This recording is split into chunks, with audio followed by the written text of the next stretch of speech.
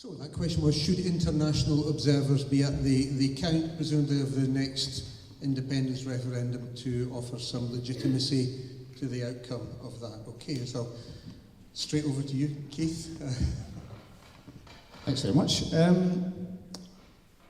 have no objection to it. I would say, and I think it's important to say at the start, I trust the election system. I know many people don't. I used to be a deputy returning officer. To corrupt an election in this country, not least because it's quite an antiquated system, it's quite hard to do, actually. However, there are some issues around postal votes. I think we have seen prosecutions in part of the UK and some practices which I think are questionable. But as to the counts, I know how the people are selected for counts. They're people that we all know. They work in banks, they work in councils. I don't think it's a corrupt process. But if either side or both sides felt it was important to have that international legitimacy, and remember the effect of a yes vote in a referendum is that Scotland becomes an independent nation amongst the family of nations. And the point I made before about other countries wanting to know it's been a proper and fair process, I would have no objection to it, but I trust the people that currently run our elections. Yes, I completely agree there, Keith. I've also been a returning officer in at least 3 counts now, and it's very hard to corrupt an election in the UK, and very hard to corrupt an election for Holyrood. So I don't have much time for, there's a certain section in the Yes campaign who are desperate to cling on to maybe we did win. We didn't, guys. We didn't win the referendum, and that's a very important position for us to understand and to realise that we didn't win as Democrats, and to understand why we didn't, and then to move the conversation forward.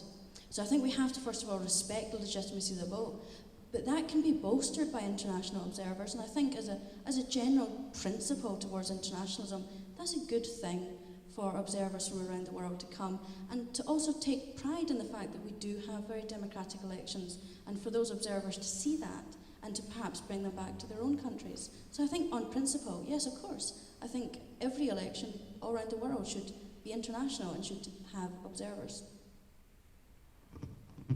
Yeah, I don't have much more to add. I think that actually you've made the points very well, but I was going to say, I think that within the context that we're sitting in when we're hoping to become an independent country, but within Europe, it's important to make sure that Europeans in that community are able to see how we've conducted a referendum, how the vote's been counted, and understand the processes that we go through. And so facilitating that by having observers, I think, would be a helpful thing. But yeah, likewise, I think our processes from being elected myself and seeing other counts taking place, as soon as you've seen it, it's very clear how rigorous they are. So I would invite other people to go and get involved in those processes if they can as volunteers, because as soon as you see that taking place and you understand the processes that are gone through, it really does demonstrate how good our electoral systems actually are and how well they operate. First question I always ask when somebody makes a proposal of any course of action is why? And I ask that question and I answer myself of these wee chats inside my head. And I says, well, what occurs to me is that if we need international observers to give democratic legitimacy to our referendum, then we have problems with that referendum that aren't going to be addressed by having international observers. The democratic legitimacy of the referendum should be a foregone conclusion. It should stand on its own. It shouldn't need to be confirmed by any international observers. It should be so open and clear that there is no question of about its democratic legitimacy. Having said that, international observers not a problem. Why you would need them at the counts, I don't know. We already have hordes of observers, monitors at the counts. By times you can't get near the tables for the observers, and they're all quite keen-eyed. I can testify to that, having been at a few counts. So I don't know quite what international observers add to the whole process at all. Although I don't suppose for one moment that they subtract anything from it, but that would depend on what they had to say about the process afterwards. Now there's a concern. Yeah? Supposing we thought it was all democratically legitimate and fine, and some of these international observers afterwards, for whatever reason, decided to say that there were questions over it. Imagine what our opponents would make of those questions. So you have to consider it from all angles. It's only the losers of elections who complain or cast doubt upon the legitimacy of the voting process normally.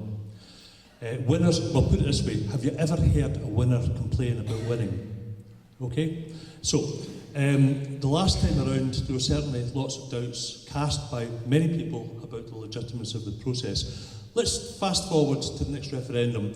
For all I want to win with a thumping majority, I'll settle for, let's say, 52%, because that seems to be a winning margin in other cases. Do we want to be in the position where, having cast doubt on the electoral process, that then our opponents say, you claim you've got 52%, but you didn't really, it was boggled.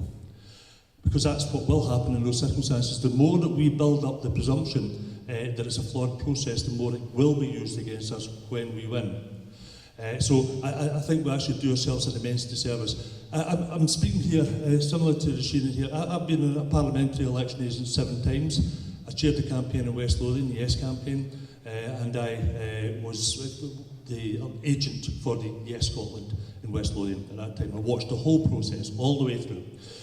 Should we have international observers? Well, we did have international observers. I spoke with a guy from Canada at great length at the count in 2014. Whether he was appointed by an international body, he was a member of a group of people from several countries who had been given credentials and invited to attend and inspect and follow the count.